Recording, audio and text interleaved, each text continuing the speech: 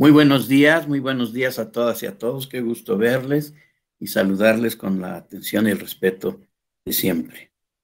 Quiero agradecer en primer lugar al ingeniero Cristian Yavín su valioso apoyo y sus finas atenciones que el ingeniero siempre me brinda y ahora en estos importantes diplomados. Mil gracias, ingeniero. También quiero expresar mi agradecimiento a las autoridades del Tribunal Electoral del Poder Judicial de la Federación, así como a las autoridades de la Escuela Judicial Electoral, porque como dije ayer y ahora lo reitero, es una gran oportunidad que se me brinda el de poder compartir, trabajar con ustedes en el estudio de estos importantes temas del derecho electoral. También les quiero expresar de antemano mi agradecimiento por la valiosa atención que estoy seguro que me van a brindar y también por las participaciones tan valiosas, tan pertinentes, importantes que ustedes realizan y que robustecen los resultados de estos diplomados. Muchas gracias de antemano. Quiero pedirle al ingeniero Cristian Yavín y también a todas y a todos y cada uno de ustedes que me permitan un par de cuestiones que quiero presentarles. Primero, quiero mencionarles que poquito antes de terminar la sesión de este diplomado, tengo de inmediato que participar como expositor en otro diplomado que debe iniciar exactamente a las 11 de la mañana, ¿sí? O bueno, quizás a las 11:05, ¿verdad? Pero por esa razón, yo les quiero rogar dos cuestiones de manera muy atenta. Primero, que nuestro receso, en lugar de que sea de 10 minutos, sea de 5 minutos en esta ocasión, ¿sí? Esa es una primera cuestión. Y la segunda, que podamos concluir nuestra sesión 10 minutos antes de las 11. Si ustedes están de acuerdo, también usted, ingeniero, así procederíamos. Parece que están de acuerdo, ¿eh? Bien, muchas gracias. Entonces, pues vamos a iniciar la sesión de este día y a reanudar el estudio de nuestro tema. El día de ayer empezamos a estudiar el tema de los principios que rigen al sistema de nulidades y el primer principio que aquí les expresamos dice que la nulidad solo podrá declararse por causas previstas en la ley. Ya estudiamos el día de ayer, creo yo que con amplitud, esta cuestión, ¿verdad? En el sentido de que las salas del tribunal solo pueden declarar la nulidad por causas que estén reguladas en la ley. Ese es una disposición, fíjense ustedes, es una regla, pero también opera como un principio, ¿sí? Y también, pues les mencioné el día de ayer que el tribunal siempre ha respetado y se ha ajustado a esta disposición y a este principio, ¿verdad?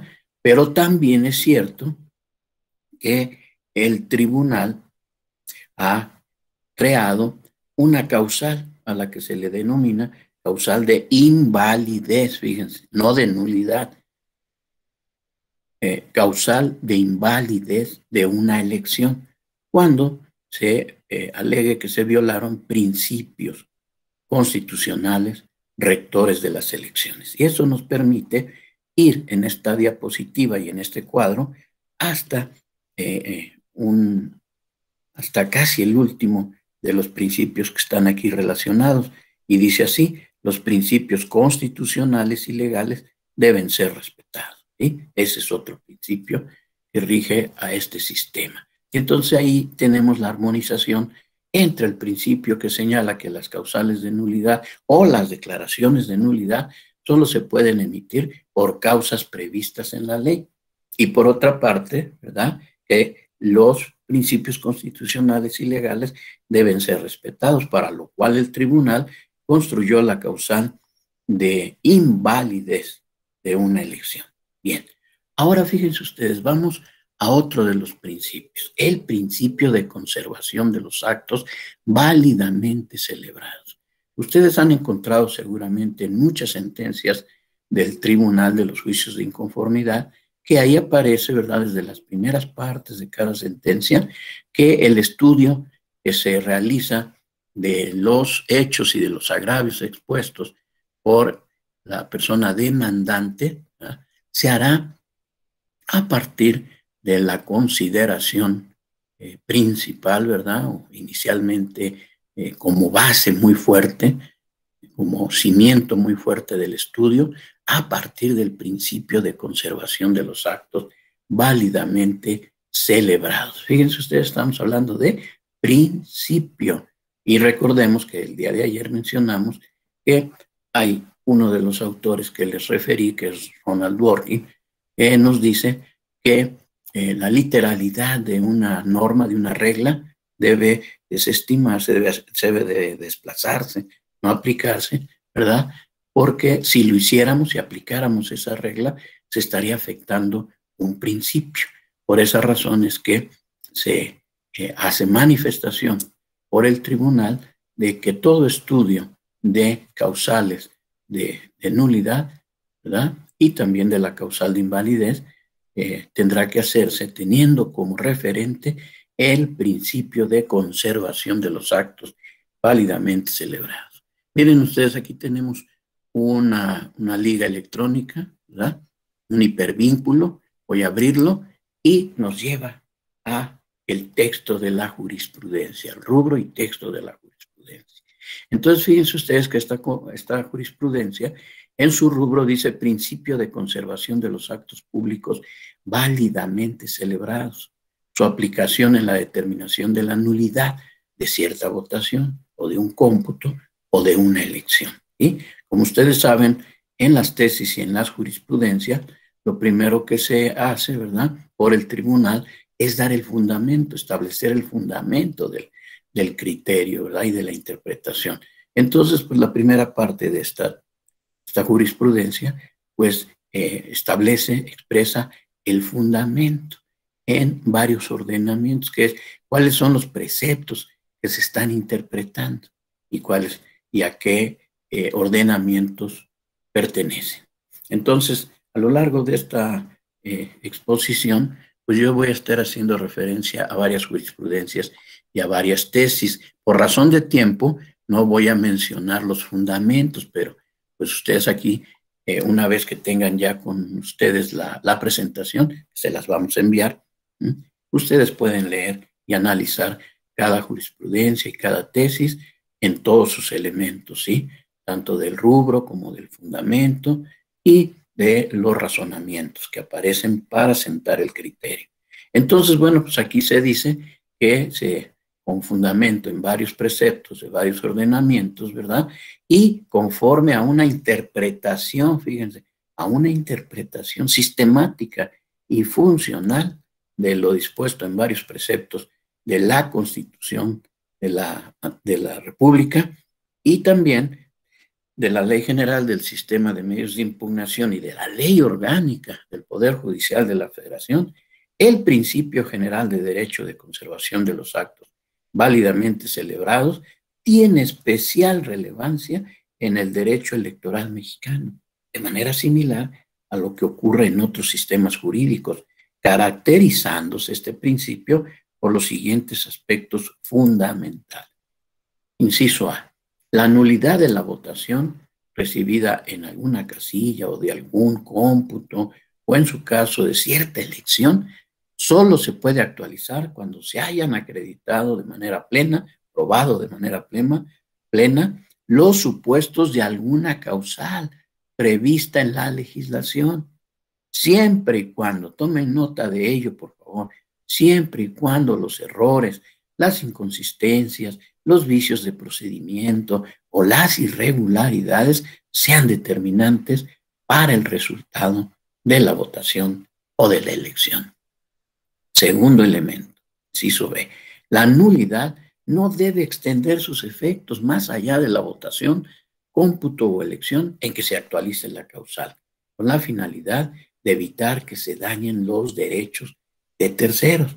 En este caso es el ejercicio del derecho de voto de la mayoría de los electores que expresaron válidamente su voto. y máxime cuando esas irregularidades o esas imperfecciones sean menores, ¿sí? Así que no sean graves, al no ser determinantes para el resultado de la votación o de la elección. Y entonces, pues resultan insuficientes para decretar la nulidad. Entonces, aquí termina esta tesis diciendo que pretender que cualquier infracción, cualquier irregularidad, cualquier vicio, ¿verdad? Cualquier falta a la normatividad de la materia electoral diera lugar a la nulidad de la votación o de la elección, haría nugatorio, acabaría, ¿verdad?, con el derecho al ejercicio del voto en las elecciones. Y además propiciaría la realización de todo tipo de faltas a la ley con la finalidad de impedir la participación del pueblo en la vida democrática, así como para la integración de los órganos legislativos y nombramiento o elección, mejor dicho, somos las ciudadanas y los ciudadanos quienes también elegimos por el voto popular quienes han de ser nuestros gobernantes, ¿sí? Bien, este es el principio de conservación de los actos públicos válidamente celebrados. Y ahí ustedes pueden hacer ese estudio muy pertinente a que nos hemos referido, con base en este criterio establecido en la jurisprudencia 9 del 98. Luego tenemos otro principio que dice: el sistema solamente comprende conductas calificadas como graves, ¿sí? Ya nos lo había anticipado la jurisprudencia anterior, ¿verdad? La que tiene que ver con el principio de conservación, que las faltas, las violaciones, las irregularidades deben de ser graves, ¿sí? No cualquier falta va a permitir emitir la declaración de nulidad. Vamos también aquí a abrir un hipervínculo que nos lleva a la jurisprudencia 20 del 2004. Y el rubro dice: sistema de nulidades solamente comprende conductas calificadas como graves. Y nos dice que en el sistema de nulidades solo están comprendidas determinadas conductas y de ellas se exige, ya sea de manera tácita o de manera expresa y de manera invariable, que sean graves. Fíjense, que sean graves.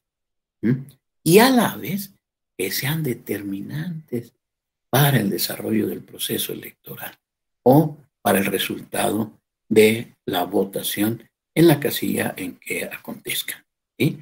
Y entonces también nos dice que en algunas legislaciones se contempla un tipo de causal conocida como causal genérica, además de las específicas, la causal genérica. Y entonces en esta jurisprudencia se señala que en relación a la causal genérica, en esta también se exige que las irregularidades que se invoquen, ¿sí?, resulten de especial gravedad y que sean determinantes para el resultado de la votación en la casilla. Entonces, fíjense ustedes que aquí se liga otro de los principios, sería aquí el cuarto de los principios en esta parte superior, porque acuérdense que ya hablamos también de este otro principio que dice que los principios constitucionales y legales deben ser respetados. Entonces, fíjense que con ello se nos dice que las irregularidades, los vicios que hayan acontecido en una votación o en una elección, ¿verdad?, las conductas deben ser graves, Además, se deben de probar. Tiene que ofrecerse prueba idónea, pruebas pertinentes, ¿sí? Tienen que probar esas irregularidades.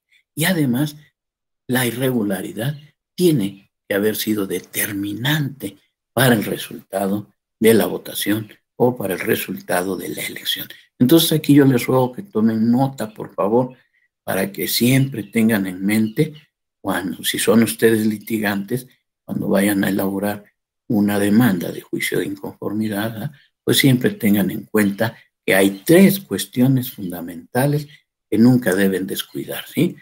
Y que para que su demanda sea consistente, pues tienen que partir de estos tres requisitos, ¿sí? Primero, las irregularidades que van a denunciar en su demanda tienen que haber sido graves, graves, no cualquier irregularidad, sino que tienen que haber sido graves. Luego, que tienen que ofrecer pruebas y que esas pruebas deben ser idóneas, deben ser pertinentes. Y además, el tercer elemento, ¿sí? Que la irregularidad debió ser determinante para el resultado de la votación o de la elección. Entonces, son tres elementos fundamentales. Primero, las irregularidades deben ser graves. Segundo, las irregularidades deben probarse. Tercero, las irregularidades deben ser determinantes. Bien, aquí tenemos otro hipervínculo. Lo vamos a abrir. Y es la jurisprudencia número 13 del 2000. Y ahí el rubro nos dice nulidad de sufragios recibidos en una casilla. La irregularidad en que se sustente siempre debe ser determinante para el resultado de la votación, aun cuando en la hipótesis respectiva tal elemento no se mencione expresamente. Y entonces cuando ustedes analicen esta jurisprudencia, ¿verdad? Pues se van a encontrar, ¿verdad?, con que aquí el criterio señala que la declaración de nulidad de los votos recibidos en una casilla se justifica solamente si el vicio o irregularidad es determinante para el resultado de la votación, ¿sí? Y que ese elemento, esa circunstancia, siempre va a constituir un elemento que siempre estará presente en las hipótesis de nulidad, ya sea de manera expresa o de manera implícita. Porque como vamos a estudiar, hay algunas causales en donde se dice en el texto expreso de la norma que siempre y cuando la irregularidad haya sido determinante. Pero hay otras causales en donde no aparece esa última expresión. No dice, y siempre y cuando haya sido determinante. Pero entonces lo que se aplica es lo que se atiende o debe atenderse, es esta jurisprudencia, que es la 13 del 2000. Y lo que nos dice de que el hecho de que en alguna causal diga, y siempre y cuando este vicio, esta irregularidad haya sido determinante, y en otras no diga eso expresamente, pues eso es lo que nos dice, ¿verdad? Es que esto significa una cuestión de tipo probatorio, ¿sí? ¿Qué significa esto? Que cuando ustedes se apoyen en una causal en donde diga, ¿sí?, que las irregularidades deben ser graves, que las deben probar y que haya sido determinante, entonces eso significa que la carga de la prueba la tienen ustedes en cuanto a que deben de probar que la irregularidad es grave, ¿sí?, que la deben de probar de manera plena. Y tercero, que deben también probar que esa irregularidad fue determinante para el resultado de la votación o de la elección. Tienen la carga de cumplir con esos tres pasos, ¿sí? En cambio, cuando dice o cuando no dice, ¿verdad?, siempre y cuando esto haya sido determinante, significa que quien presenta la demanda solamente tiene la carga de probar que la irregularidad ha sido grave, ¿sí?, y que se han ofrecido y aportado los elementos probatorios idóneos y pertinentes, pero ya no va a tener la carga de alegar y probar que ha sido determinante, porque eso, según el criterio de esta jurisprudencia 13, se entiende, ¿verdad?, que el propio legislador comprendió que en algunos casos está implícito que la conducta ha podido ser determinante. Entonces la carga de la prueba la tiene la autoridad responsable, no quien demanda. Eso es lo que nos dice esta jurisprudencia. Les hago notar que en todos estos casos en que les estamos citando jurisprudencias, ¿verdad?, les estamos poniendo la liga electrónica al final de la diapositiva para que ustedes le den clic ahí y puedan ir a la jurisprudencia o tesis. Bien, otro principio, ¿verdad?, señala que el sistema opera de manera individual. ¿Qué significa esto? Que los efectos de una nulidad, si se declara, solamente van a afectar a la votación que se impugnó o a la elección que se impugnó y nunca a otras votaciones o a otras elecciones que no se hayan impugnado. ¿Sí? Eso es lo que significa el sistema opera de manera individual, ese principio. Otro principio es que el sistema opera solo contra conductas generalizadas, ¿sí? No cuestiones individualizadas. Otro principio consiste en que nadie se puede aprovechar de su propio dolo. Recuerden ustedes que el dolo, junto con el error, son vicios de la voluntad.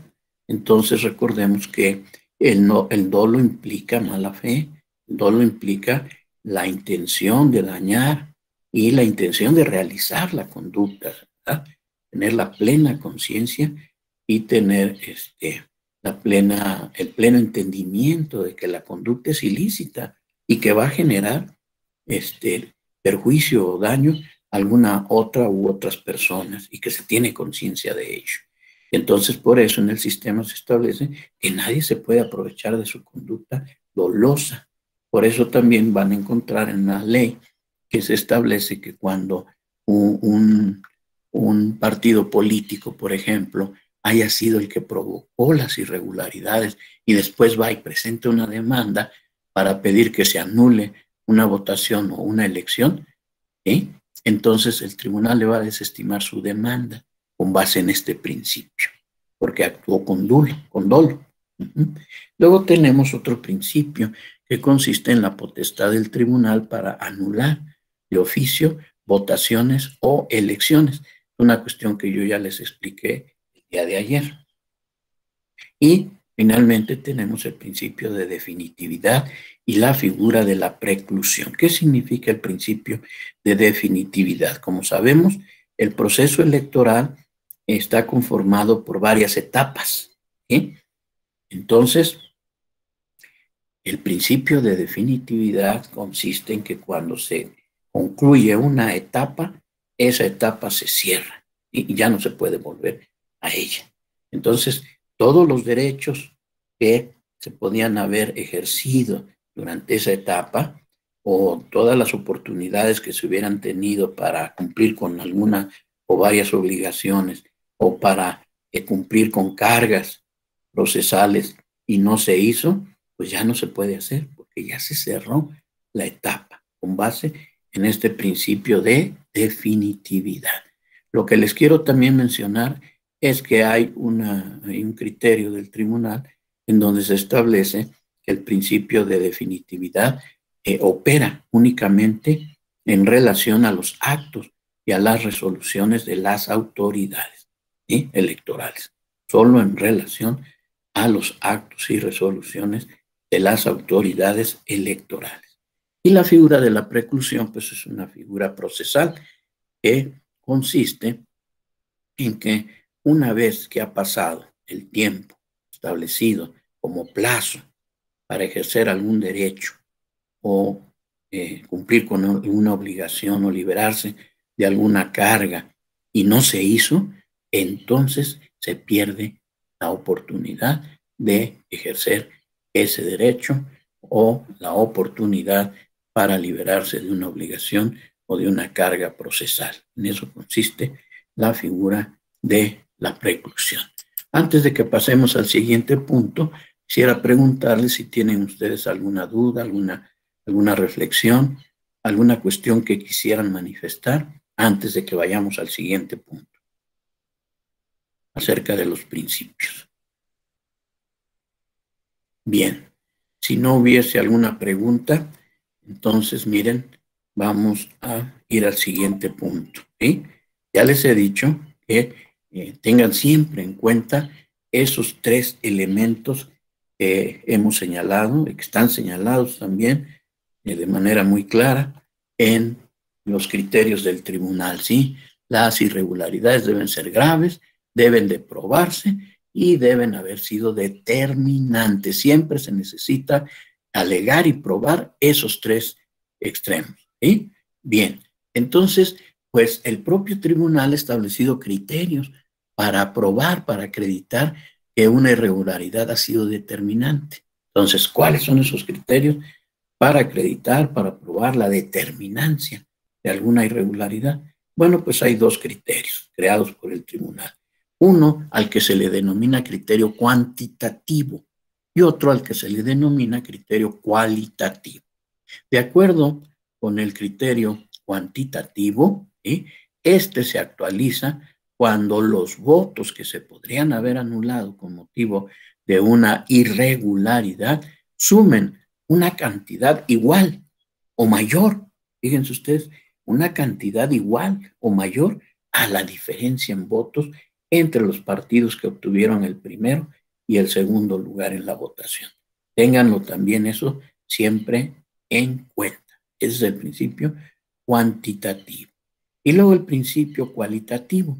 Ahí lo que se analiza es la dimensión, la magnitud de las irregularidades para decidir si por su gravedad existe una afectación sustancial a los resultados o por violación a principios constitucionales que deben regir todos los procesos electorales. Ese sería el criterio cualitativo. Ahora bien, aquí tenemos una jurisprudencia y una tesis. Vamos a ver qué nos dice la jurisprudencia 39 del 2002. El rubro dice nulidad de elección o de la votación recibida en una casilla. Criterios para establecer cuándo una irregularidad es determinante para su resultado. Entonces nos dice en el texto de la jurisprudencia del tribunal que aun cuando el propio tribunal ha utilizado en diversos casos algunos criterios que son de carácter aritmético para establecer o deducir cuándo cierta irregularidad es determinante o no para el resultado de la votación recibida en una casilla o en una elección, es necesario advertir que esos no son los únicos criterios viables, sino que se puede acudir de manera válida a otros criterios, como el propio tribunal lo ha hecho en otras ocasiones. Si se observa que se han conculcado, que se han afectado, que se han violado, ¿verdad? O no, de manera significativa, por los propios funcionarios electorales, uno o más de los principios constitucionales rectores de las elecciones. Y ahí menciona cuáles son esos principios, ¿verdad? Miren, esta jurisprudencia es del año 2002. Por esa razón es que en ese tiempo no se contemplaba en la Constitución uno más de los principios que ahorita voy a mencionar. Voy a mencionar primero los que estaban y siguen estando, ¿verdad? Desde aquellos tiempos en la Constitución. Y dice, ¿verdad? El principio de certeza, el de legalidad, el de independencia, el de imparcialidad y el de objetividad. Por reforma más o menos reciente, ¿verdad? Se incorporó otro principio, que es el de la máxima publicidad. Y entonces, aquí se señala, ¿verdad?, que también se puede analizar el asunto y a partir de que hayan sido los propios funcionarios electorales quienes hayan afectado alguno de estos principios. O también otro criterio puede ser cuando se analice la finalidad de la norma, la gravedad de la falta y las circunstancias en que se haya realizado esa conducta. Y termina la tesis diciendo, a la jurisprudencia, diciendo que particularmente cuando la conducta se realizó por un servidor público con el objeto de favorecer al partido político que en buena medida por esas irregularidades resultó vencedor en una específica casilla. Bien, y luego tenemos la tesis 31 del 2004. ¿Sí? En el rubro dice nulidad de elección, factores cualitativo y cuantitativo del carácter determinante de la violación o irregularidad. Y entonces, pues aquí se está refiriendo a esos criterios que ya les he mencionado, que son el criterio cuantitativo y el criterio cualitativo. Entonces aquí van ustedes a poder encontrar los razonamientos, ¿no? Y se señala que de acuerdo con un criterio que Doctor, ha venido... Sí. Yo tengo una duda, pero respecto de la lámina anterior. Sí, cómo no. Vamos a buscarlo. Por la interrupción. No, acuérdense que yo mismo les he dicho ¿sí?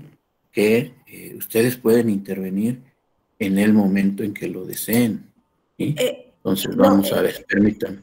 Es en la que sigue, ¿verdad? sí, sí, Espéreme, la estoy buscando, ¿eh? gracias. Aquí está. No es esta, ¿verdad? No, esta no Mm, es. No.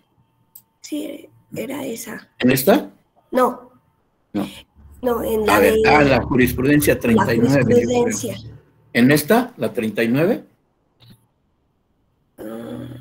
¿Es esta? Era la cualitativa. Ujú. Sí, en la recibida en casilla. En ese sentido, doctor, ¿hay alguna que se relacione con esta, alguna jurisprudencia o tesis que se relacione con esta respecto a los funcionarios para imponerles alguna sanción por su indebida falta por dolo o error en el conteo de los votos? No, miren ustedes. Una cuestión es el sistema de nulidades, ¿de acuerdo? Esa es una cuestión. Sí. Y otra cuestión es el sistema de faltas y Ok. sanciones, ¿de acuerdo? Los procedimientos sancionadores. Ese es otro ámbito. Sí, sí, tiene toda la Ahora, razón. ahora, lógicamente que es una funcionaria o un funcionario, todos los de la mesa directiva, ¿verdad? Quienes pueden haber realizado una conducta, ¿sí? Con plena conciencia de que es una conducta violatoria de la norma, ¿sí? Y con el ánimo de favorecer a una fuerza política. ¿Eh? Bueno, entonces, si eso sucede, ¿verdad? El sistema de nulidades, ¿sí?, dispone la causal respectiva y dispone también, ¿verdad?, cuál va a ser la consecuencia, ¿sí? Y la consecuencia va a ser la nulidad si se prueba.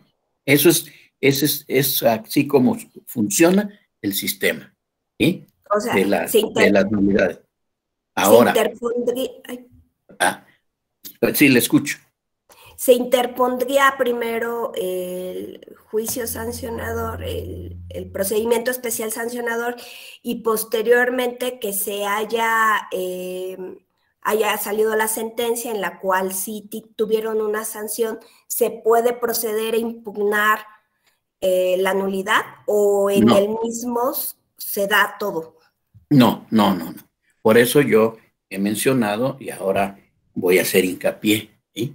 Uno es el sistema de nulidades, ¿de acuerdo? Sí, sí, sí. Uno es el sistema de nulidades, ¿sí? Y tiene sus reglas y tiene sus principios, ¿sí? Y su finalidad. Ese es un sistema. Y otro sistema es el sistema de los procedimientos sancionadores, el Sí, sí, régimen sí. sancionador. Ese, acá tenemos el régimen de nulidades, acá tenemos el régimen sancionador. Sí. Ahora, normalmente operan en muchas de las cuestiones, en muchas de las conductas, operan de manera diferenciada, ¿sí? No tiene que haberse presentado una queja para luego poder presentar una demanda, ¿verdad?, de juicio de inconformidad para buscar una nulidad. Están desvinculadas. En Pero términos yo que sí lo puedo exhibir como prueba en un juicio de inconformidad para solicitando la nulidad. pero mire, déjeme explicar esta situación, ¿sí? Primero, voy a insistir. La primera idea que debemos tener es que son regímenes jurídicos distintos. Es una cuestión que debemos tener muy clara, ¿sí? Ahora, ¿sí?, hay muchas conductas, ¿verdad?, en donde un régimen no tiene nada que ver con el otro, ¿de acuerdo? No tiene que ver, no tiene contacto. Pero hay ciertas causales en donde sí tiene que ver un régimen sancionador electoral, ¿verdad?, para que nos genere las pruebas. Eso sí puede ser. pero no es en todas las conductas. Le voy a decir, por ejemplo, en qué tipo de cuestión sí hay una relación entre ellos. Por ejemplo, cuando se va a pretender que se anule una elección porque se quebró la cadena de custodia. ¿Ve usted? Se quebró la cadena de custodia. Ah, bueno, ahí sí ya tenemos, ¿verdad? Esa vinculación de que primero tenemos que ir al régimen sancionador. Tenemos que ir a esos procedimientos para que se pueda llegar, ¿verdad?, a una resolución en donde se diga, ¿verdad?, que se quebró la cadena de custodia, que actuaron mal los funcionarios, ¿verdad? Y se quebró la cadena de custodia y hay responsables de ellos. Con eso entonces pues ya puede usted ahora ir a buscar y pretender la nulidad de una elección porque se quebró la cadena de custodia. También podría ser, por ejemplo, si usted va a buscar o quiere, su pretensión es buscar nulidad de elección porque existieron conductas que implican violencia política de género contra las mujeres. ¿Sí? Entonces, si es eso, pues primero tiene usted que desahogar un procedimiento especial sancionador, ¿sí?, para conseguir y probar, ¿verdad?, si es el caso, que hubo violencia política contra las mujeres en razón de género. Y entonces ya teniendo eso probado, entonces ahora ya acá, en el ámbito de las nulidades, viene usted con su pretensión de nulidad de la elección, argumentando que es porque hubo violencia política contra una mujer o varias mujeres en razón de género, y ya trae usted esta prueba que obtuvo acá. Pero eso es en cuestiones muy específicas. No funciona en todos los tipos de causales.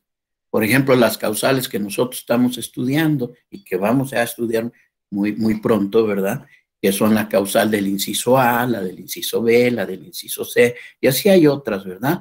Pues no tienen relación uno de los regímenes con el otro. ¿De acuerdo? Bien. Licenciado Juan Gracias por su Ignacio. respuesta. Con Muy, mucho muy gusto. completa. Gracias. Muchas gracias, se lo aprecio muchísimo. Licenciado Juan Ignacio, le escuchamos. Sí, gracias, buenos días. Buenos días. Estaba pasando la lámina, me quedó la duda en el sentido de cuál es el criterio para determinar la magnitud de una violación. ¿Queda criterio del juzgador o hay algún parámetro propiamente? Sí, hay parámetros, son estos criterios que acabamos de referir. Uno es el criterio cuantitativo, ¿sí? Sí, Y eso me otro queda es el criterio cuanto al número de cualitativo. personas que... Pero la otra parte, cuando se refiere a la magnitud, si es leve o moderada, a eso me refiero. O sea, ¿queda a criterio del juzgador propiamente establecer esta situación?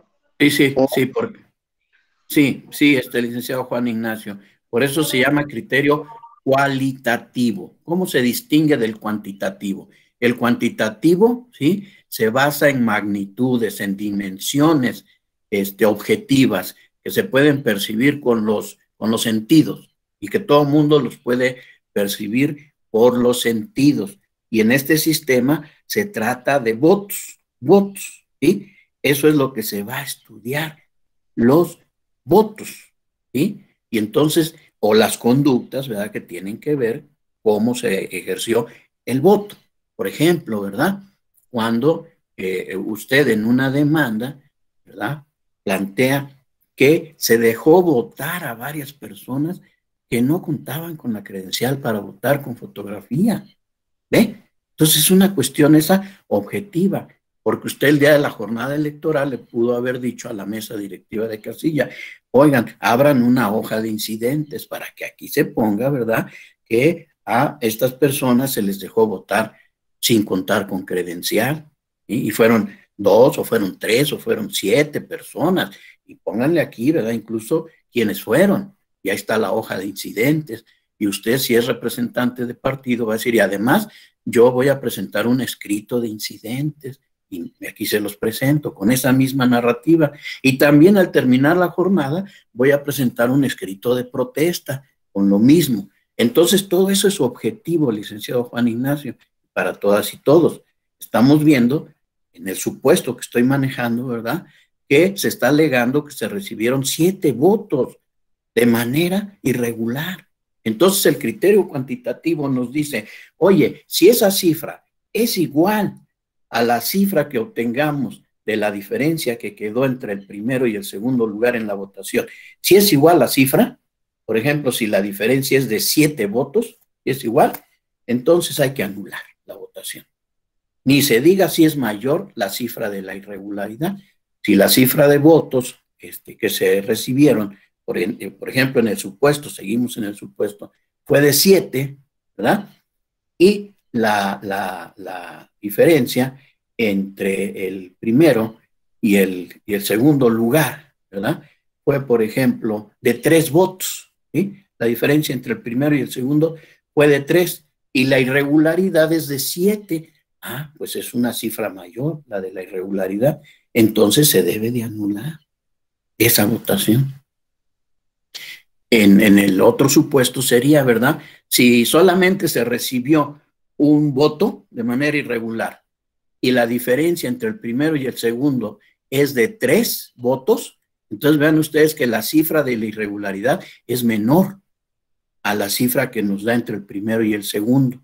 Entonces la diferencia en votos entre el primero y el segundo es de 3 y la irregularidad es de 1. Entonces ahí no se anula, porque el razonamiento es la cifra, la irregularidad en números, en cifra, es menor. Fue un solo voto irregular. Eso significa que aunque le quitáramos ese voto a la fuerza que quedó en primer lugar, seguiría ganando, porque entonces quedaría con 2, ¿verdad? La diferencia sería de 2 y seguiría ganando el que llegó al primer lugar. Entonces, por eso ahí no se anula. ¿Ven? Ese es el criterio cuantitativo. Es una dimensión objetiva. Se puede percibir por cualquier persona con sus sentidos. Bien. En cambio, en el criterio cualitativo, ¿sí?, ahí lo que se va a hacer por la parte juzgadora, por la autoridad juzgadora, es un razonamiento, ¿sí? Tiene que hacer un juicio de valor, ¿sí? Tiene que realizar una operación intelectual. El demandante le viene a decir, oiga, fíjese usted que aquí sucedió esto, esto y esto, y estas irregularidades son violatorias de los principios constitucionales rectores de la elección. Entre ellos, por ejemplo, el de certeza, por ejemplo, ¿ah? Se violó aquí el criterio de certeza, el principio de certeza. El día de ayer, por ejemplo, yo les narré el caso de una elección municipal en donde la parte demandante dijo, oigan, se utilizaron boletas apócrifas. Ah, bueno, entonces, cuando la sala superior conoció de ese asunto, ¿verdad?, pues utilizó los 2 criterios, utilizó el criterio cuantitativo y utilizó el criterio cualitativo, ¿sí? Y entonces dijo, ¿verdad?, de acuerdo con el criterio cuantitativo, aquí se utilizaron más de 400 boletas apócrifas, ¿sí? Eso es criterio cuantitativo. Pero lo reforzó aplicando su criterio con el criterio cualitativo, ¿verdad? Y entonces la sala superior dijo, no, pues aquí es evidente que se violaron los principios legales, constitucionales y convencionales rectores de las elecciones. Aquí, entre otros, se violó claramente el principio de certeza. Ya no es posible entender que esa fue la voluntad de los electores. Y ahí también aplicó el criterio cualitativo. Sí, licenciado Juan Ignacio. Adelante. Le quería preguntar si desde su punto de vista, ahorita que hablaba de la cadena de custodia, esta se rompe cuando en una elección, por error de un funcionario de mesa directiva de casilla, un paquete electoral es mandado a otro consejo distinto. Por ejemplo, si en una elección municipal, el paquete tiene que ir al consejo municipal, pero ¿qué pasaría que por error involuntario lo mandaran al distrital? Sí. O sea, desde su punto de vista, ¿ahí se rompe la cadena de custodia o no? Bien, miren ustedes, siempre tenemos que ver el caso concreto, ¿sí? Ahí también les ruego que tomen nota, que siempre tenemos que analizar el caso concreto. Sí, no puede haber, digamos, cartabones, no puede haber criterios para todo asunto, porque cada asunto es distinto. Bien, entonces, en una situación como esa que usted planteó, se tendría que ver el caso concreto. Sí, el haberse llevado el paquete, y por ejemplo, era el paquete de una elección estatal y lo llevaron al Consejo Distrital de la elección federal. Lo tendrían que haber llevado al Consejo Distrital de la elección estatal, pero lo llevaron al de la federal, ¿verdad? Ahora, eso pudo haber sido por error, ¿sí? Pudo haber sido por error de las personas. Entonces, cuando hay error, no hay mala fe, no hay intención, ¿sí? Es una falsa percepción de la realidad.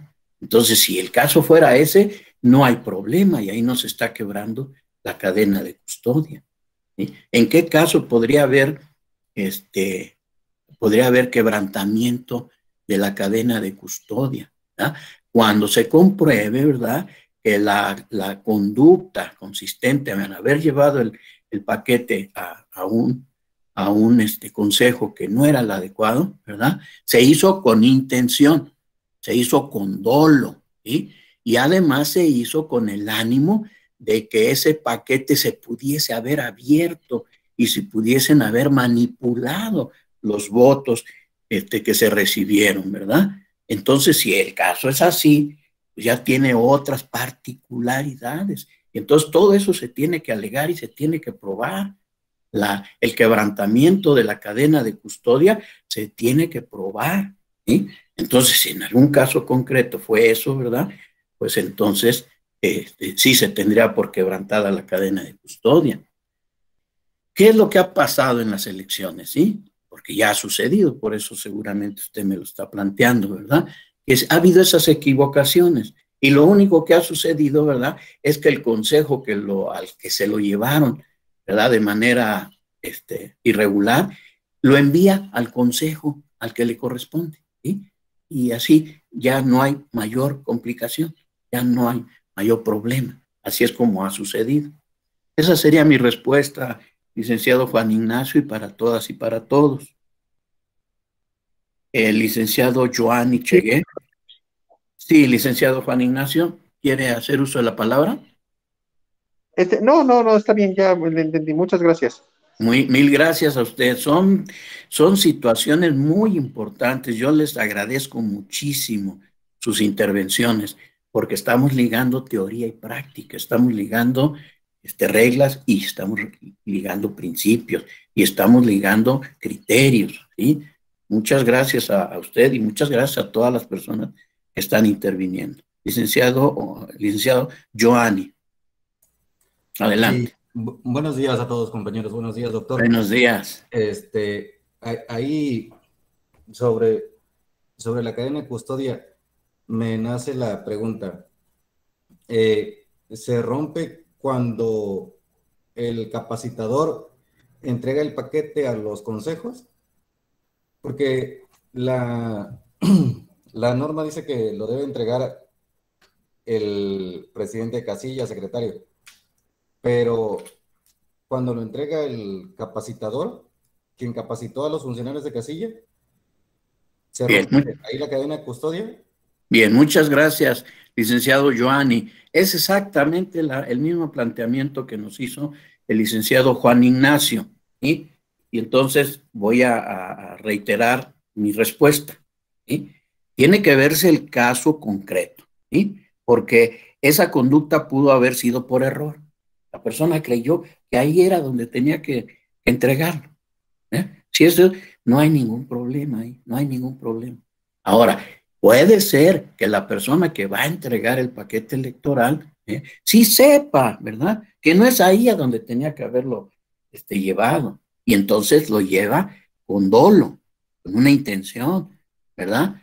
Ahora, otro elemento que se tiene ahí que estudiar y comprobar, si así hubiese sido, es que además de tener esa mala intención de llevar el paquete a un consejo que no era el que correspondía, además de eso, lo hizo con el propósito de que durante el trayecto, ¿verdad?, le metieran mano al paquete electoral. Todo eso se tiene que alegar y se tiene que probar si así sucedió.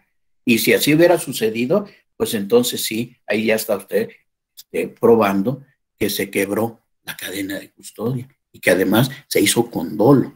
No tiene que haber sido así. Esa sería mi respuesta, licenciado Joanny. Licenciado Juan Ignacio, adelante, por favor.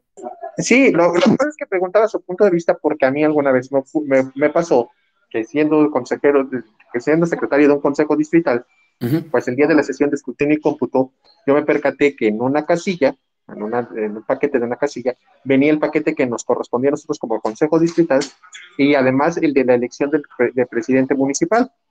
Entonces, como las sesiones son simultáneas, a la misma hora la del consejo municipal, pues cuando ellos se percatan de esta situación, se comunican con nosotros, ¿no? Yo les digo, bueno, es que efectivamente aquí yo tengo el paquete, pero como yo soy el encargado de resguardar la paquetería desde el día que llegó hasta el día de la sesión de escrutinio y cómputo, pues le dije, espera, déjame apartarlo como conforme marca la ley que se tiene que hacer el escrutinio y cómputo. Entonces, lo que yo hice en ese momento fue separar el paquete de la elección municipal de lo demás y levantar acta circunstanciada de cómo lo encontré, en qué condiciones se encontraba. Perfecto. No se encontraba violado, yo lo había mantenido en resguardo. Perfecto. Y fuera de eso, lo que yo hice en ese momento, pues fue sugerir a mi consejo que detuviéramos en ese momento la sesión de nosotros, levantáramos esta acta circunstanciada y entregáramos el paquete a la que correspondía nuevamente. Entonces, con comisión propiamente del otro consejo y el de nosotros. Perfecto, perfecto. Pues, una actuación una actuación perfecta, licenciado Juan Ignacio. Y entonces vean ustedes cómo en un caso como este, que es un caso concreto, es un caso de la realidad, ¿verdad? No se quebró la cadena de custodia en ningún momento. ¿Ven ustedes? Muy bien, licenciado Ignacio, así es como se debe de proceder. Si usted procedió perfectamente bien. Y el consejo. Y no sucedió nada. Adelante, por favor. ¿Alguien más? Bien, si no hubiera alguien más, vamos adelante. Sí, licenciada Lisette. Sí. Es que retomando la pregunta de Joanny, sí tiene un sentido diferente a la respuesta que nos dio. Creo yo que él se refería a que la ley contempla que el funcionario de casilla tiene que entregar el paquete electoral a la Junta Municipal o Distrital respectiva. Pero en el proceso anterior, en el Estado de México, y no sé si también en donde se encuentra Joanny, por lineamientos del INE, se solicitó que quienes entregaran los paquetes electorales fuera el capacitador electoral.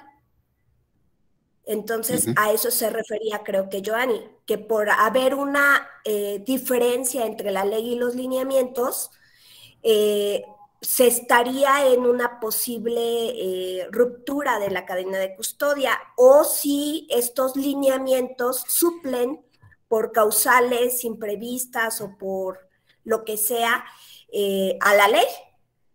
O sea, los lineamientos estarían por encima de la ley. Bien, muchas gracias, licenciada Lisette. Bien, miren, esta es otra cuestión, ¿sí? Es una cuestión diferente, ¿sí? Aquí el planteamiento es de manera normativa, se está hablando de normas, ¿sí? Y entonces se nos está diciendo, oiga, la ley dice esto, el reglamento del INE dice esto, y unos lineamientos dicen esto, y hay diferencias, ¿sí? Hay diferencias. Bueno, esa es una cuestión, ¿verdad? Y eso también tiene su régimen. Tendrían que haberse impugnado esos lineamientos. Y si no se impugnaron, pues quedan firmes. Ahora, volvemos a lo mismo, siempre. Por favor, yo les ruego esto, que anoten ustedes esa situación que estoy destacando, ¿verdad? Que siempre tenemos que estar al caso concreto, siempre al caso concreto, ¿sí? Aun cuando los lineamientos dijeran una cosa distinta, si el paquete electoral se entregó correctamente, no sucede nada, no hay ninguna violación. Si el paquete electoral se entregó por error, ¿verdad? Pues no hay ningún problema, como es el caso que nos narró el licenciado Juan Ignacio. porque tanto él como secretario del Consejo, como el propio Consejo, procedieron de una manera perfecta, jurídicamente hablando, ¿sí? Y no hubo ningún quebrantamiento de la cadena de custodia.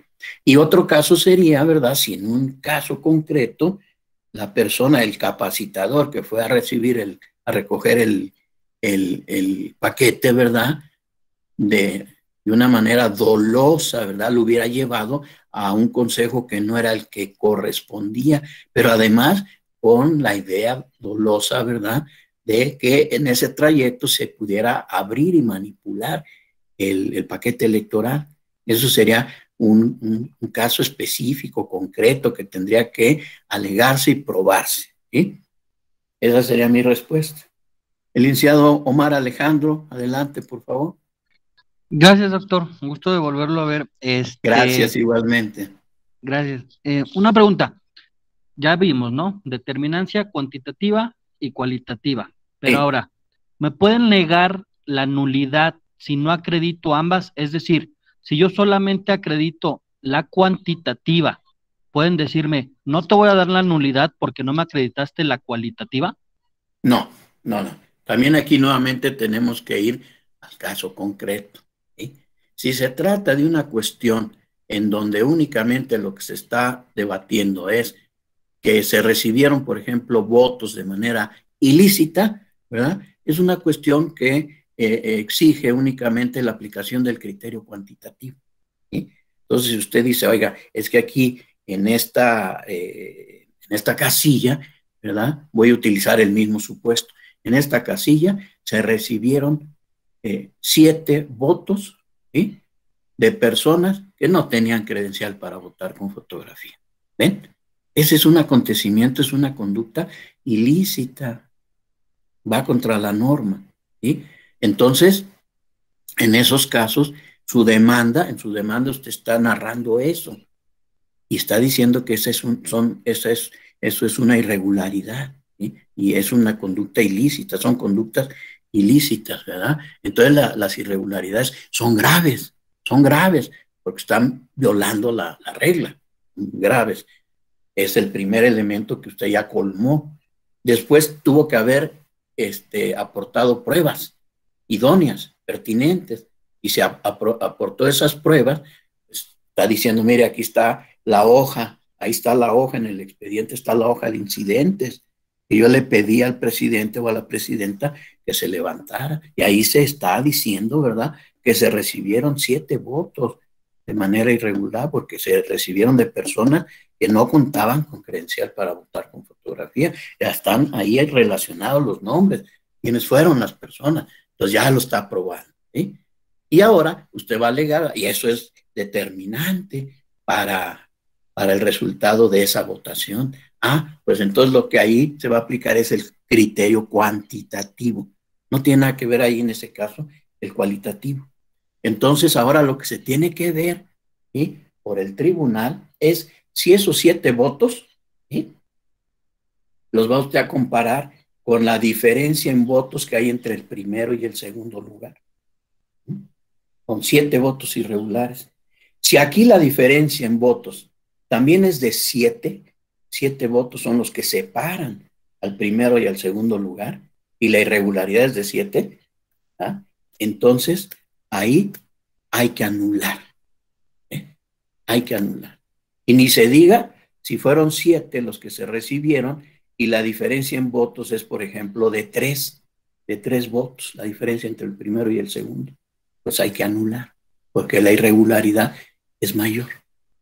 Pero a la inversa, sí, fueron 7 los que usted está denunciando en su demanda, ¿sí?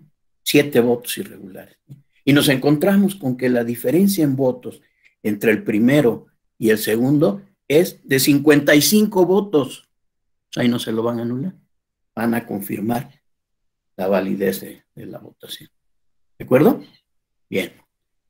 Bueno, pues vamos adelante, miren ustedes. Ahora vamos a regresar acá y vamos a la siguiente cuestión. Antes de, pues ya estamos en el momento de hacer nuestro receso, incluso nos pasamos, discúlpenme, pero es por lo que estamos analizando, ¿verdad? y no quise suspenderlo. Muy interesante todo. Entonces, vamos a tomar 5 minutos nada más, por favor, ¿sí? Son las 10:04. Regresamos a las 10:09. Muchas gracias.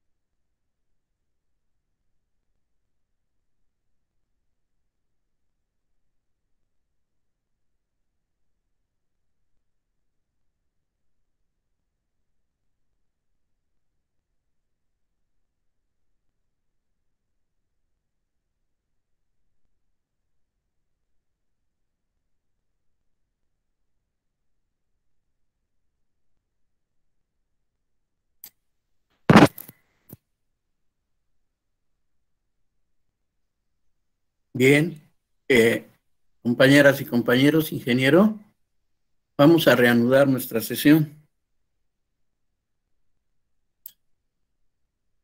Bien, ahora sí vamos a estudiar las causales específicas de nulidad de votación recibida en casilla que se nos han asignado como estudio para estas sesiones, ¿sí? La de ayer y la de hoy, ¿sí? Este es el núcleo, ¿verdad?, de las causales que nos corresponden. Entonces, fíjense ustedes que son las causales del inciso A, del inciso B, del inciso C, del primer párrafo del artículo 75 de la ley del sistema de medios de impugnación en materia electoral. Entonces, la causal del inciso A dice instalar la casilla en un lugar distinto al autorizado. La causal del inciso B, entregar el paquete electoral al Consejo Distrital o Municipal, según el caso, ¿verdad?, fuera de los plazos autorizados. Y la causal del inciso C sería, bueno, aquí como estamos hablando de la Ley General del Sistema de Medios, pues no estaríamos hablando de un Consejo Municipal, solamente hablaríamos de un Consejo Distrital. Bien, y luego tenemos la causal del inciso C, realizar el escrutinio y cómputo en local diferente al autorizado. Muy bien, vamos a ver cuáles son los elementos que configuran cada una de estas causales, ¿sí? Cuáles son esos elementos que se tienen que alegar y probar, ¿sí?, para un caso de esta naturaleza. Primero, alegar y probar que la casilla se instaló en un lugar diferente al que había autorizado la autoridad administrativa electoral. Segundo, que no hubiera existido una causa que justificara el cambio de ese lugar. Y tercero, y muy importante esta cuestión, ¿verdad?, eso hubiera sido determinante para el resultado de la votación. ¿Y en qué caso se va a entender que ha sido determinante? Cuando se alegue y se pruebe que este cambio de domicilio en donde se instaló la casilla provocó confusión en el electorado respecto del lugar al que debía acudir a votar y que por eso un número considerable de ciudadanos no emitió su sufragio, por lo cual fue determinante para el resultado de la votación. Esos son los tres elementos. Ahora, fíjense ustedes, ¿cuándo existe causa justificada para cambiar de instalación, de lugar de instalación la casilla? Bueno, porque se percatan las y los funcionarios integrantes de la mesa directiva de casilla que el lugar que seleccionó la autoridad para que se instalara la casilla era un lugar prohibido por la ley. Pues por eso no se debe de instalar ahí. Hay una causa justificada para instalar la casilla en otro domicilio. O se percatan de que las condiciones de ese local pues son inadecuadas para realizar las actividades de la jornada electoral. Y esa es una causa que justifica el que se instale en otro lugar. O que al llegar a la jornada electoral al domicilio, ¿verdad?, indicado por la autoridad, se encuentre con que el local está cerrado y no hay manera de que se abra, no hay ninguna persona que esté ahí, que pueda abrir el local, o se encuentre con que ese local está clausurado por la autoridad. Pues entonces es una causa que justifica que se instale en otro domicilio. También que lleguen al domicilio indicado por el acuerdo de la autoridad, ¿verdad?, y se percaten de que no existe el local, ¿verdad? Llegan al domicilio, a la calle y al número, y ese local no existe, ¿verdad? No se puede instalar ahí. Bueno, pues entonces hay que instalar la casilla en otro domicilio. O que hubiera existido caso fortuito o fuerza mayor, ¿sí? Entonces ahí también hay una causa justificada para que se instale en un lugar distinto. Ahora, la ley establece, aquí en este caso, es la Ley General de Instituciones y Procedimientos Electorales, establece que la casilla se debe de instalar en la misma sección. Fíjense ustedes, muy importante eso, tomen nota, debe instalar en la misma sección. Y además, en el lugar adecuado más próximo, el más próximo. Y además, las y los funcionarios deben colocar un aviso en el exterior del domicilio en donde se iba a instalar, ¿verdad? Deben colocar un aviso en donde se señala cuál es la nueva ubicación, cuál va a ser el nuevo domicilio en donde se instalará la casilla, precisamente para evitar la confusión, evitar la desorientación. Ahora, los lugares en los que se deben instalar las casillas, pues deben cumplir con los siguientes requisitos. Deben garantizar el fácil y libre acceso para los electores. Deben asegurar la instalación de canceles o de elementos modulares que garanticen que la emisión del voto se podrá hacer en secreto. No deben ser casas o domicilios habitados por servidores públicos de confianza, federales, estatales o municipales, ni por candidatas o candidatos registrados en la elección de que se trate. No deben de ser locales de fábricas, ni de templos, no deben ser templos o locales destinados al culto religioso, ni deben ser locales de los partidos políticos, y tampoco deben ser inmuebles o locales que estén destinados para cantinas, centros de vicio o similares. También, ¿verdad? La ubicación de la casilla debe hacerse en una área conocida, ¿verdad? Para que se eviten confusiones al electorado. Y lo que se debe de hacer si se presenta una demanda, juicio de inconformidad en contra de la votación que se realizó, ¿verdad? Alegando que se cambió el domicilio, el lugar de instalación de la casilla, ¿verdad? Entonces, bueno, al analizar el juzgador, la juzgadora, la demanda, ¿verdad?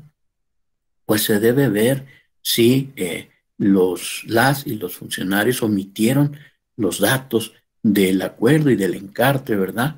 Del acuerdo de la autoridad para fijar el domicilio, ¿verdad?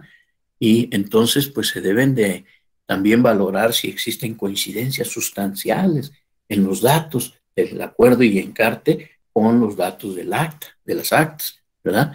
Y entonces, si hay coincidencias sustanciales entre los datos, entonces eso será suficiente para que el tribunal declare que se instaló en el domicilio correcto. Aquí tenemos varios criterios. Tenemos la jurisprudencia 14 del 2001, que dice en el rubro, instalación de casilla en lugar distinto. No basta que la descripción en el acta no coincida con la del encarte para actualizar la causal de nulidad.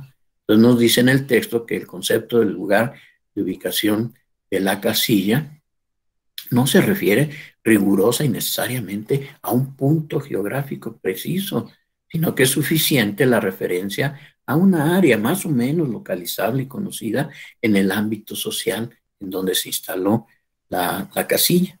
¿Sí? Entonces aquí también en la jurisprudencia nos dice de manera de ejemplo, ¿verdad? Se puede identificar lo que sucede en la realidad normalmente con el señalamiento de una plaza, ¿verdad? Pública, de un edificio, de un establecimiento comercial, de alguna institución pública o privada, como son las bibliotecas, las escuelas, las comisarías, los mercados, mismas que son del conocimiento común para quienes habitan en ese lugar y llegan a cumplir con el fin, incluso a veces más que los datos de la nomenclatura, sucediendo que muchas personas conozcan plenamente el lugar, pero ignoren el nombre de la calle, el de la colonia, e incluso el número con el que está marcado un inmueble. ¿Sí? Cuando de la comparación de los lugares de ubicación establecidos en el encarte, publicados en el encarte, con los datos de las actas de la jornada electoral y del escrutinio y cómputo, se advierta que existen coincidencias sustanciales, ¿sí? Entonces, estas provocarán convicción en el juzgador de que existe una relación material de identidad. Esto es suficiente para acreditar este requisito, aunque se encuentren algunas discrepancias o diferencias de datos. Y si después de todo esto el impugnante sostiene que no obstante todo eso se trata de lugares distintos, pesa sobre él, sobre el impugnante, la carga de la prueba. Bien. Luego tenemos la tesis siguiente, que es la 91 del 2002. Se puede ofrecer, ¿verdad? Y en su caso será admitida por el tribunal una prueba de inspección judicial. Esa sería la idónea para acreditar la ubicación de las casillas. Entonces las salas del tribunal pueden ordenar el desahogo de esta prueba con la finalidad de determinar cuál es el lugar en que se instalaron las casillas. Ese medio de prueba es el idóneo, ¿sí? Para demostrar la ubicación, porque aunque se trata de hechos que ya sucedieron en el pasado, es posible encontrar huellas, vestigios, rastros del lugar en que se instaló, siempre y cuando el objeto de la inspección se relacione con la cuestión discutida o investigada, la litis, y las conclusiones no resulten absurdas o imposibles. Y luego tenemos la tesis 92, en 2002, instalación de casilla, que debe entenderse por condiciones diferentes a las establecidas por la ley. Entonces nos dice, ¿verdad?, que una interpretación de carácter sistemática y funcional conduce a concluir que las condiciones diferentes a las que se refiere la norma no pueden ser otras sino aquellas que prohíben la instalación de la casilla en determinados sitios y que la ubicación reúna ciertas características, ¿no?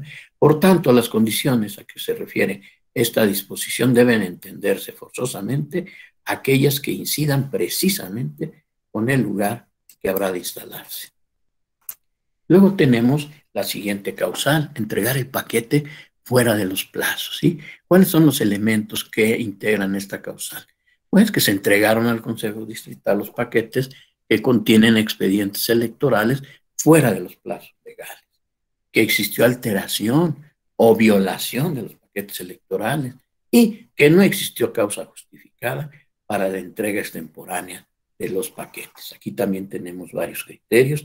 Tenemos una jurisprudencia, que es la número 7 del 2000, y nos dice así el rubro: entrega extemporánea del paquete electoral cuando constituye causa de nulidad de la votación recibida en casilla. Y en el texto nos dice que la causa de nulidad relativa a la entrega extemporánea del paquete electoral sin causa justificada se actualiza únicamente si esa irregularidad es determinante para el resultado de la votación.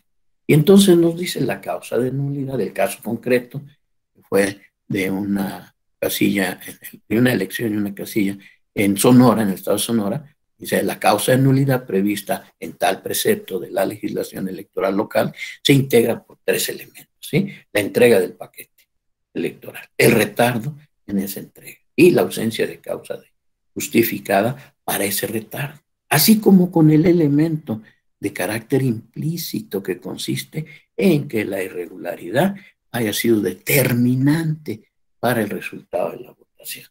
Y sigue diciendo el texto: si se actualizan esos elementos explícitos, se produce también la demostración del elemento implícito, mediante la presunción juris tantum de que el vicio o irregularidad es determinante para el resultado de la votación. Pero como tal presunción admite prueba en contrario, si queda demostrado que la irregularidad no fue determinante para el resultado de la votación, no se surtirá la hipótesis de nulidad de que se trata. Y luego tenemos la tesis 33, ¿verdad? Dice así el rubro: nulidad de votación recibida en casilla por entrega extemporánea de paquetes. Su impugnación genérica hace innecesaria la especificación de la casilla. Es decir, si se presenta la demanda, ¿verdad?, apoyándose en esta causal y se están impugnando las votaciones de todas las casillas que se instalaron en esa elección, entonces ya no resulta una obligación hacer la especificación de todas y cada una de las casillas. En esta parte del texto, al final se dice: si en un juicio de inconformidad se solicita la anulación de la totalidad de los paquetes electorales por estimar extemporánea esa entrega, entonces ya no se hace necesario que el actor del juicio identifique de manera específica y numérica las casillas, porque la nulidad se sustenta en un hecho ocurrido en igualdad de circunstancias e eventualidades, común al total de los paquetes electorales entregados. Y luego tenemos la tesis 82 del 2001. En esta tesis nos dice: paquetes electorales, el presidente de casilla puede realizar personalmente la entrega o auxiliarse de los asistentes electorales. Queda claro ese criterio, ¿verdad? Ahora vamos a la siguiente causal, no, todavía tenemos aquí algunas cuestiones que vamos a explicitar sobre esta causal del inciso B. ¿Sí? Plazos para entregar los paquetes electorales. ¿Sí? Tiene que hacerse a partir de la clausura de todas las actividades de la jornada electoral. Y entonces la ley, que en este caso es la Ley General de Instituciones y Procedimientos Electorales, establece que se deben entregar inmediatamente los paquetes cuando se trate de casillas ubicadas en la cabecera de distrito. ¿Sí? Luego, si se trata de casillas urbanas, pero están ubicadas fuera de la cabecera de distrito, se deben de entregar en un plazo máximo de 12 horas. Y cuando se trate de casillas rurales, en un plazo máximo de 24 horas.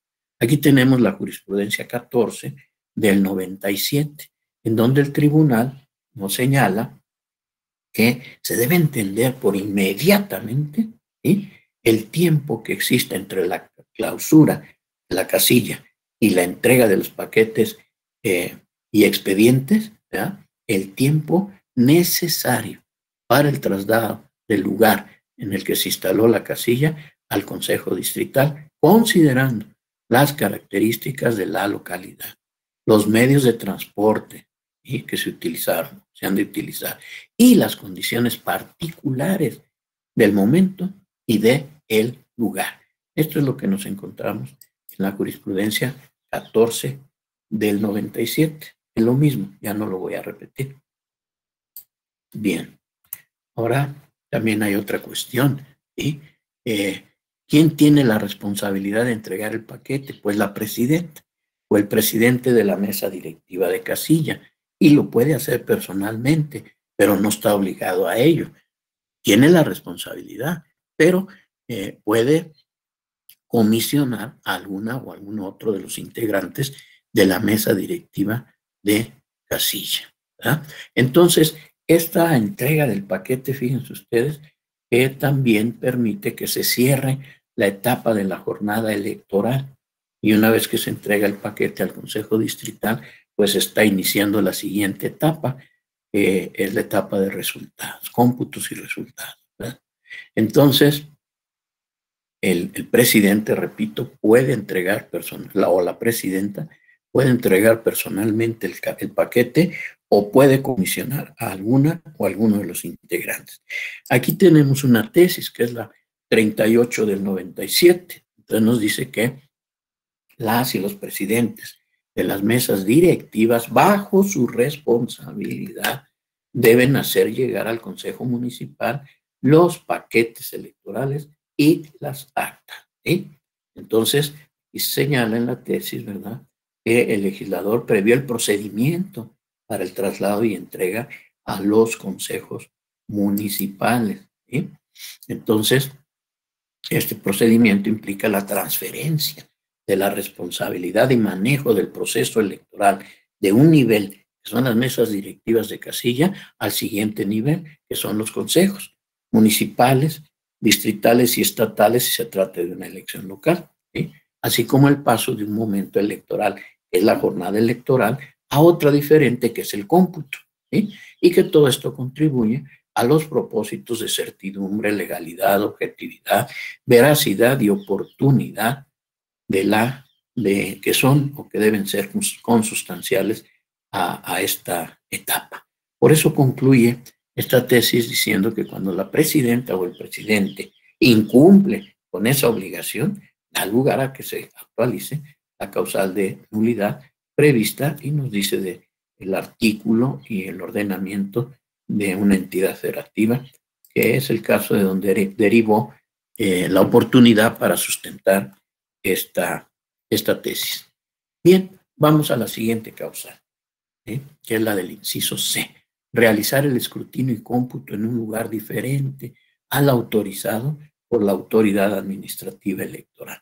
¿Cuáles son los elementos que configuran esta causal?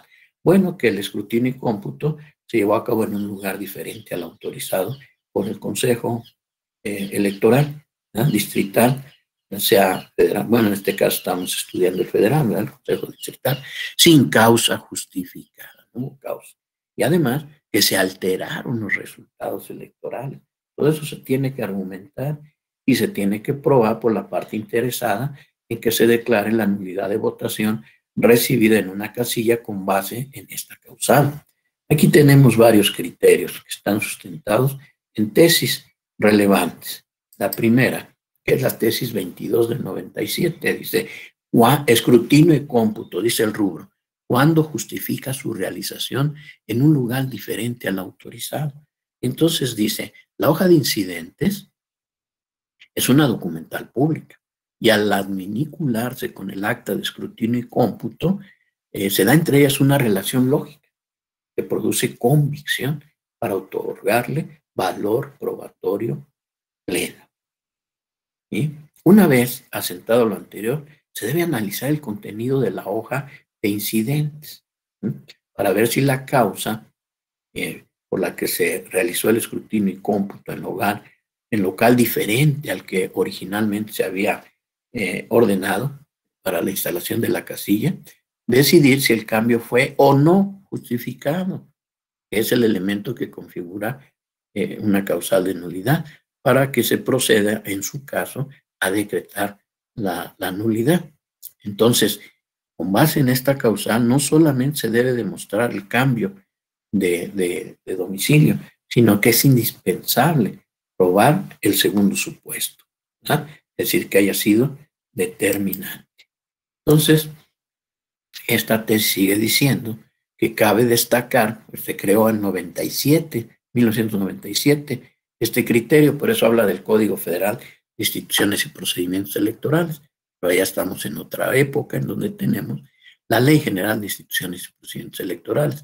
Entonces aquí se dice que el ordenamiento no contiene disposición alguna que prevea las causas justificadas por las cuales los funcionarios de las mesas directivas de casilla puedan realizar el escrutinio y cómputo en local diferente al decidido por el Consejo Distrital respectivo para instalar la casilla, por lo que en acatamiento a lo dispuesto por el artículo 2, parte final de la Ley General del Sistema de Medios de Impugnación en materia electoral, se procederá a integrar la norma conforme al método analógico considerado como principio. Vean ustedes, aquí hay otra vez la aplicación de los principios, como principio aceptado para conformar los vacíos de la ley. De la revisión de las disposiciones de esa ley, encontramos una similitud entre esta situación y la prevista por el artículo 75 en el párrafo primero, que dice en el inciso respectivo. Y estas son las disposiciones para la cuestión de instalar la casilla sin causa justificada, ¿verdad? Entonces, todas estas mismas cuestiones aplican para esta otra causal del inciso C. Entonces, nos dice, ¿verdad? Nos sigue diciendo esta tesis, en su párrafo segundo. Para los casos señalados en el párrafo anterior, la casilla debe quedar instalada en la misma sección y en el lugar más próximo. Bueno, todavía siguen siendo un requisito más para la instalación de la casilla, ¿verdad? Y que son los que se aplican de manera analógica para esta otra causal.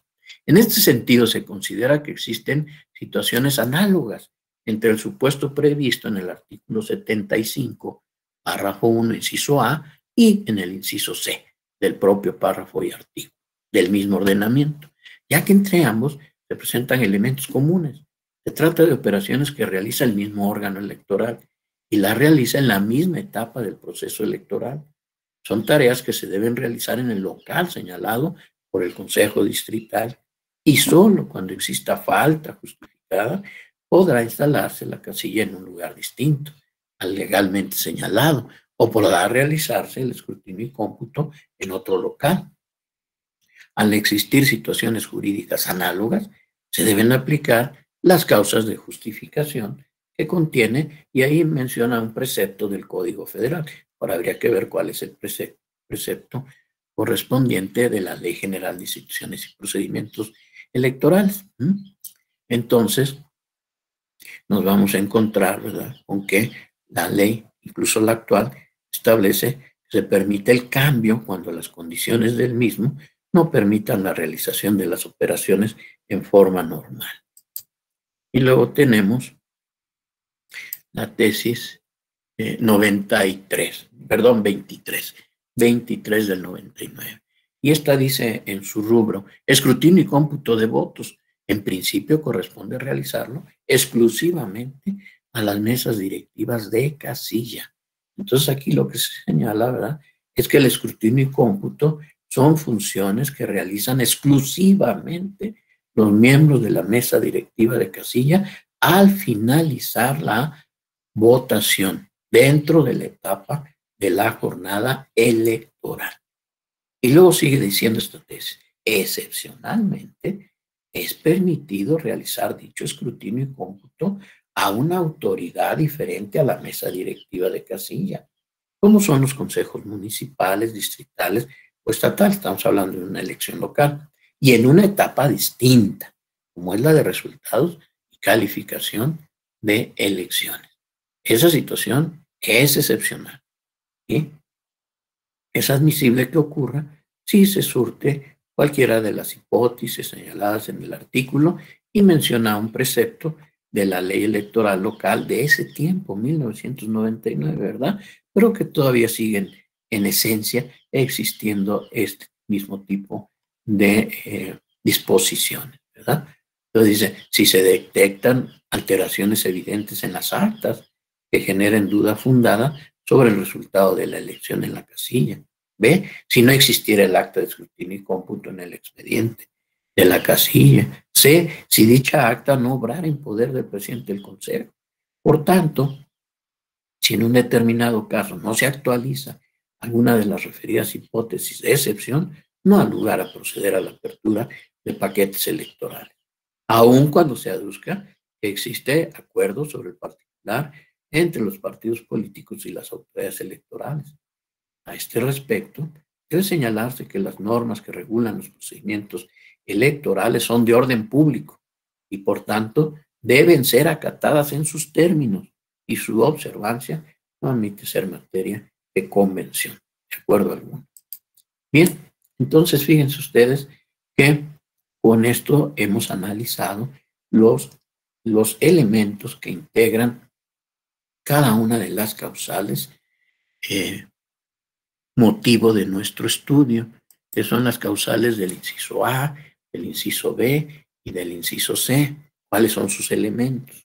Y además también hemos analizado cuáles son los criterios que existen sustentados por el Tribunal Electoral del Poder Judicial de la Federación. Ahora voy a presentarles a ustedes una sentencia. Vamos a hacer referencia a una sentencia. Les pregunto, ingeniero, ¿se ve el texto de esta sentencia en la pantalla? Sí, doctor, sí se ve. Sí se ve, sí se ve.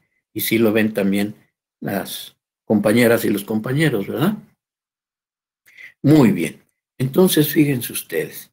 Vamos aquí a hacer referencia a una sentencia, a un caso concreto, en donde se presentó un juicio de inconformidad, ¿verdad? Y la parte interesada, sus pretensiones fueron de nulidad de votación recibida en diversas casillas y también apoyándose en diversas causales. Fíjense ustedes que aquí se alegaron violaciones en diversas casillas y por diferentes causales, entre ellas las causales del inciso A, del inciso B y del inciso C, pero también se apoyó la parte demandante en otras causales, alegó violaciones que encuadraban en otras causales, así que esta sentencia también les va a poder servir a ustedes para el análisis de las otras causales, si así lo desean ustedes.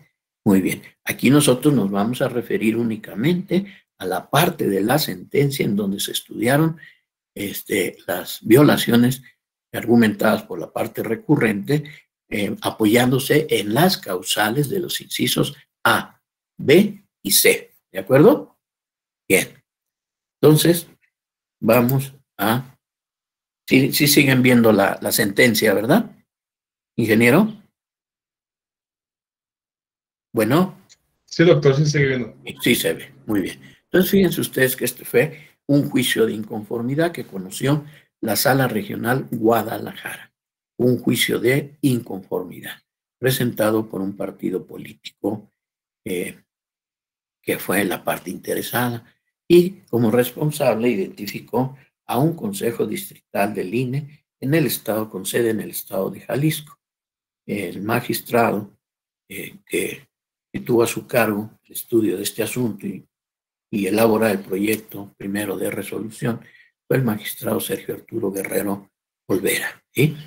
Bien, una vez que ese proyecto se analizó en sesión pública, pues se sometió a votación y se convirtió en esta sentencia que ahora vamos a estudiar. Este caso se sucedió en este mismo año, ¿no? Se dictó la sentencia el 22 de julio de este año. Bien, entonces fíjense ustedes que aprovecho también para mencionarles que desde hace algunos años se ha abierto una tendencia muy afortunada, ¿verdad? En el sentido de construir por parte de nuestro tribunal las sentencias en un modelo moderno, actual, ¿verdad? En donde se utiliza un lenguaje claro, un lenguaje ciudadano, y se utiliza una estructura de tal manera que sea accesible, ¿verdad? El conocimiento y el estudio y la comprensión del fallo, ¿sí? Entonces, es un modelo que se aparta para beneficio de la ciudadanía y de todo actor electoral que deba acudir al tribunal, ¿verdad? Que beneficia el conocimiento de la sentencia, su comprensión y, en su caso, su impugnación, ¿verdad? Es una estructura, repito, que utiliza un lenguaje claro, un lenguaje ciudadano, que busca realizarse en un número de páginas lo menor que sea posible, ¿verdad? Bien, entonces, vean ustedes, primero, bueno, pues lo que es el rubro, pues sí sigue utilizándose, ¿verdad? La cuestión del rubro y otros elementos formales, como son la indicación del lugar, debe de señalarse cuál es el lugar, la ciudad en donde se dictó la sentencia y la fecha, y cuál es el órgano jurisdiccional que está dictando la sentencia. En este caso, pues se señala que es la Sala Regional Guadalajara del Tribunal Electoral del Poder Judicial de la Federación. Vean ustedes el cambio de forma de las sentencias, porque aquí lo que se hace es que en el primer párrafo la sala señala cuál es el sentido en que dictó esta resolución. Entonces, por eso se dice, ¿verdad?, que la sala, en la sesión pública de la fecha, resuelve confirmar en lo que fue materia de impugnación los resultados consignados en el acta de cómputo distrital para la elección de diputados federales por el principio de mayoría relativa correspondiente y da los datos del distrito electoral, así como la declaración de validez de la elección, el otorgamiento de las constancias de mayoría y validez expedidas, además de los resultados relativos al principio de representación proporcional. Entonces, vean ustedes el cambio de estructura y de lenguaje. En los modelos tradicionales, el primer apartado se denomina resultandos. Aquí en este nuevo modelo se denomina antecedentes. Y entonces hay una reseña, ¿verdad?, de los acontecimientos, ¿verdad?, que dieron motivo a este caso, ¿verdad? Entonces van ustedes a poderla estar... permítanme, porque me están enviando un mensaje para avisarme del siguiente diplomado. Nada más les voy a responder para que sepan que voy a entrar al 10 para las 11. Y si necesitamos un poquito más de tiempo, al 5 para las 11. Una vez le voy a poner mi respuesta, ¿sí? Fíjense ustedes. Permítanme, por favor.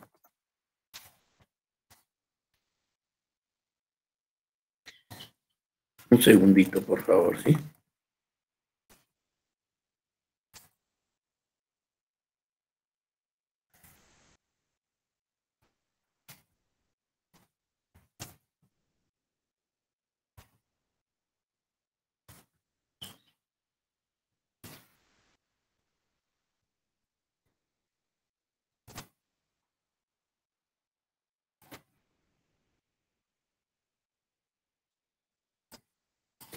Segundo, por favor, ¿sí?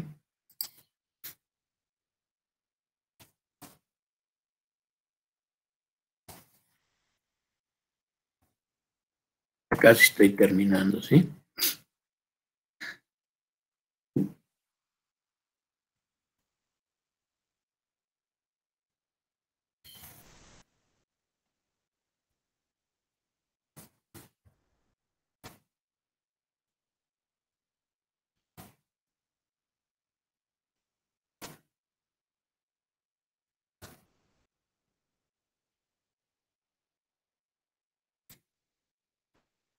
Ya puse mi mensaje y entonces seguimos por acá con ustedes con mucho gusto, ¿sí? Después nos señala cuál es el acto impugnado, ¿verdad? Todo esto forma parte de los antecedentes. Y luego en el siguiente, en el siguiente apartado, que es el número 2, ¿verdad? Nos hace referencia a, o denomina el apartado juicio de inconformidad. Y entonces, ahí tenemos, ¿verdad? Las referencias a el momento de presentación, la recepción y turno y la sustanciación. El siguiente apartado, ¿verdad? Que denomina jurisdicción y competencia, va directo, ¿verdad? En los modelos tradicionales aquí se llama considerandos. Ya en este nuevo modelo ya no se utiliza esa expresión de considerando, sino de jurisdicción, competencia y los demás que vamos a ir encontrando aquí. ¿Sí? Causal de improcedencia, cada una de las cuestiones que se tienen que estudiar y se tienen que resolver por el órgano jurisdiccional. El quinto apartado, requisitos generales de procedencia y especiales de procedibilidad. Él los va estudiando y se va pronunciando al respecto. ¿Sí? Luego casillas, dice, ¿verdad? En ese apartado. El actor solicita la anulación de diversas casillas por irregularidades, dando las razones por las cuales considera que debe declararse dicha nulidad. Luego el siguiente apartado, que sería el sexto, suplencia de la deficiencia de los agravios. Sí, sí se pueden suplir los agravios, el juicio de inconformidad. Luego el siguiente apartado, fijación de la litis. ¿Sí? Ahí se fija la litis de este asunto. Luego viene ya el siguiente apartado, que es el octavo, el cual se denomina, en este nuevo formato, estudio de fondo. Entonces, el primero que hace es referir cuál es el método de estudio que va a utilizar la sala. ¿Sí? Y luego ya se va estudiando cada uno de los agravios. Y nos vamos a ir directamente nosotros a el estudio de las causales del inciso A, ¿sí? B y C. Fíjense ustedes, primero, en un apartado que es el 92.3, dice causales de nulidad previstas en el artículo 75 de la Ley de Medios. Y entonces la sala dice, hace un cuadro en donde pone cuál es el universo de casillas que está impugnando la parte interesada y cuáles son las respectivas causales de nulidad. Miren, aquí está el cuadro. Pues prácticamente es por todas las causales. A nosotros nos interesa, por razón de nuestro programa, las causales de los incisos A, B y C. Entonces, la del inciso A, instalación de casilla sin causa justificada en lugar distinto. Y ahí nos va refiriendo cuáles son las casillas que impugnan. En la sentencia se hace una referencia al marco normativo de esa causal. Luego se hace el estudio, ¿sí? Las pruebas, se refieren cuáles son las pruebas, los datos que arrojó la documentación que se estudió y se hace una tabla, ¿verdad? Donde se hace referencia a cada una de esas casillas, ¿verdad? Y qué es lo que dice el domicilio que se publicó en el encarte, cuáles son los datos y cuáles son los domicilios en los que se instalaron las casillas y cuáles son las observaciones. Y en este asunto se encontró por la sala que se instalaron las casillas en el mismo domicilio, miren ustedes, mismo domicilio que se indicó por la autoridad electoral. Por eso la conclusión, la calificación de los agravios, ¿verdad?, es en el sentido de infundar, ¿verdad? Porque hay plena coincidencia entre la ubicación de las casillas indicadas por la autoridad administrativa electoral con los datos que aparecen en las actas. Por eso no le asiste la razón a la parte actora. Por eso declara que el agravio es infundado. Y así ustedes van a poder encontrar también el estudio de la causal del inciso B, entregar el paquete que contenga los expedientes electorales fuera de los plazos, con esta misma estructura, ¿verdad? Indicando cuáles son las casillas impugnadas, ¿verdad? Cuál es el marco normativo que la rige, cuáles son sus elementos, cuáles son las pruebas pertinentes. Y entonces, fíjense ustedes, para el caso concreto, señala a la sala regional, ¿verdad? Como conclusión de su estudio, por aquí lo vamos a encontrar, por aquí está. Caso concreto, ¿sí? Y entonces nos dice que del análisis de las constancias y para sistematizar el estudio, hace un cuadro comparativo la sala, ¿sí? Se va señalando los datos de la casilla, si es urbana, si es rural, la hora de clausura de la casilla, la fecha y hora de la entrega, el tiempo que transcurrió y luego las observaciones, ¿verdad? Y entonces llega a una serie de conclusiones, ¿verdad? Y dice la sala, en el caso concreto, resulta infundado este agravio, pues contrario a lo afirmado por el partido actor, se puede observar que ninguno de los paquetes electorales señalados por fueron entregados de manera extemporánea, aunado a que no presentaron muestras de alteración alguna. Y luego vamos a la causal del inciso C, realizar el escrutinio y cómputo en local diferente. Y con la misma estructura de análisis a la que ya nos hemos referido, ¿verdad? En relación a las otras causales. ¿Bien? Y luego, pues, lo que es el caso concreto. Aquí está el caso concreto. Elabora una tabla, la sala, ¿verdad? Con los datos de la casilla, el domicilio del encarte, el domicilio en donde se señaló que se llevó a cabo la instalación de la casilla y luego el domicilio que apareció en el apartado en el acta del escrutinio y cómputo, ¿verdad? Y luego las observaciones y los incidentes que existieron. Y así lo hace. Y viene la respuesta y dice, respecto a las casillas impugnadas, es infundado el agravio, pues, en contravención a lo expuesto por el accionante, existe plena identificación del lugar en el que se hizo el escrutinio y cómputo, la votación, y coincide con el domicilio autorizado en el encarte y el establecido en las respectivas actas de la jornada electoral, como el lugar en que se instalaron las referidas casillas, sin que de constancias se desprenda prueba alguna que acredite que el escrutinio y cómputo se hubiera hecho en lugar distinto. Muy bien, pues miren ustedes, por razones de tiempo, porque ya debo ir a otro diplomado, pues quiero despedirme de ustedes. Quiero agradecerles muchísimo su valiosa atención y sus valiosas intervenciones y desearles que tengan muy buen día. Muchas gracias. Y muchas gracias, ingeniero, por su valioso apoyo. Gracias, licenciado Héctor. Gracias. Tengan un fin de semana muy venturoso. Gracias, licenciada Lisette. Gracias. Hasta pronto.